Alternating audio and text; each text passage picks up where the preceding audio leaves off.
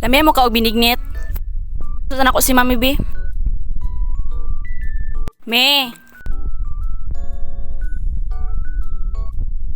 Sino sa kami? Nabilignit. Tara, nakatakan ako sago. Dara ko mga sago. Pilit.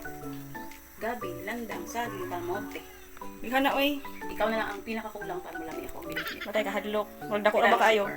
Murag dako ra ba kay imong kuan o kalaha murag masigo jud ko. Sigo juga diya. Ido ta kani makamuti mi oy. Of course, ako na gini. Asa lagi palit mi? Fresh from the Polo City. Kalayo ah. Amo pa pinang gidayo no kaya mapalit ng mga sagol. Ang sagol. Sa imo. Tugol. Ug wala na ba ni Santo kay dito ako binignit. Medyo ta mga kaubinignit mi. Pero mi na mag-vlog ni Santo katara magsuyo tag kaubinignit. Uy, makapuol pa no. Noon. Labi kini kay binignit na gud ni. Ako pa juga luto. Lami man jud ka luto mi, always man ang lamig luto. Always and every day. Pwede akong tato. Nakailis naman lagi kami, ganina. Puti mo tong suot.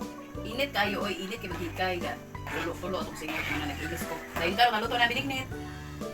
Nami kayo. Wow, sa jud ka barangay. Kuta oy, lami mo jud kina ba? Nami kayo, ni tilaw gali ko nga grabe kami. Wala makalimutan. Kinsa ko. Char, sana all.